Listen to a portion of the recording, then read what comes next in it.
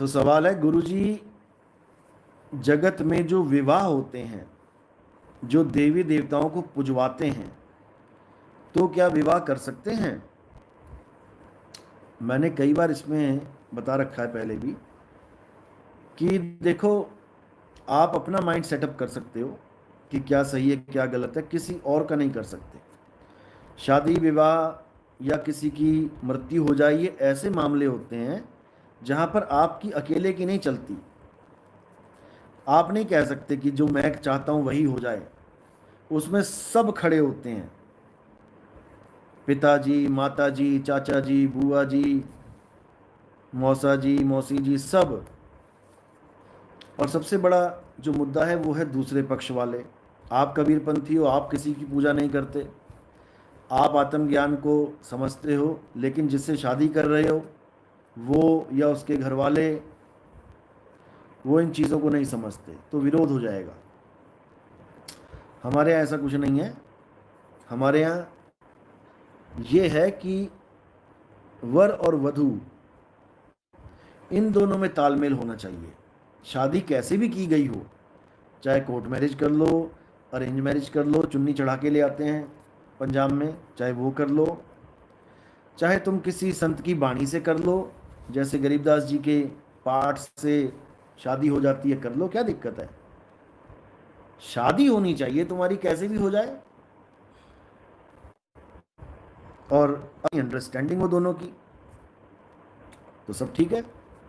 इससे कोई फर्क नहीं पड़ता कि पंडित जी मंत्र मार रहे हैं या जज साहब साइन कर रहे हैं। मुद्दा यह है कि तुम्हारी शादी ऑथराइज्ड होनी चाहिए। राशन कार्ड में दोनों का नाम होना चाहिए। कोई भी डॉक्यूमेंट लगता है वहाँ पर साबित कर सको कि ये मेरी बीवी है, सर्टिफिकेट होना चाहिए। बाकी शादी के बाद जैसे मालिक की मौज होगी, समझा सकते हो तो समझा दो, अगर नहीं समझा पा रहे और वो पूजा पाठ में लगी है तो उसको लगा रहने दो। जब परमात्मा की दया होगी वो समझ जाएगी। तुम भी तो पूजा पाठ करते थे ना किसी समय, मालिक ने दया करी तो तुम्हारी आंखें भी खुल गई, ऐसी मालिक उस पर दया कर देगा, उसकी भी आंखें खुल जाएंगी। लेकिन बिना सत्संग के नहीं खुलेंगी। बिन सत्संग विवेक न होई, और राम कृपा बिन सुलभ न सोई। जो लोग ये कहते हैं कि गुरु बनाने की जरूरत ही नहीं है, जैसे वो यूट्यूब चैनल वाला जयपुर वाला, वो कहता है सारे गुरु ऐसे हैं वैसे हैं और खुद गुरु बन के बैठा लोगों का। भाई तुझे क्यों सुने? सारे गुरु सुनाते हैं और तुम भी सुना रहे हो। तुम भी अपनी चोंच बंद रखो, बोलती बंद रखो, फिर देखते हैं कि जो आत्मा ने तुम्हारे ऊपर कृपा करी है किसी और पे होती है कि नहीं। तुम्हें क्या ठेका दे दिया आत्मा ने? तुमको आत्मा ने कब ठेका दे दिया कि लोगों को समझाओ? तुम्हें किसने समझाया? बस हवा में ही सत्संग चल रहा है सारा, कोई सिर नहीं, कोई पैर नहीं। उससे भी परे, उससे भी परे, उससे भी परे।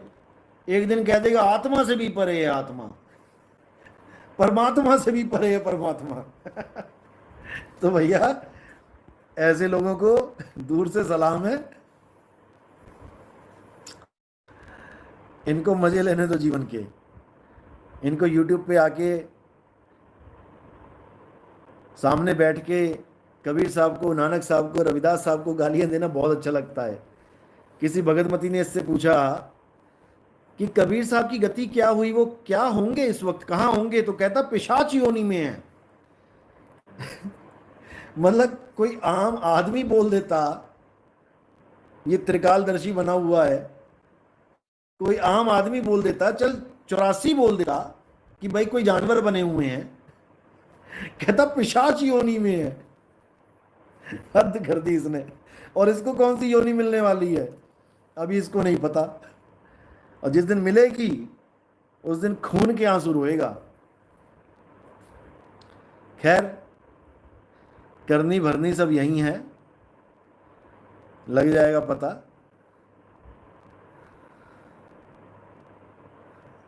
जब तक मृत्यु सामने नहीं आती ना, तब तक बड़ी बड़ी बातें निकलती हैं, और जब वो मामा जी सामने आ जाता है ना,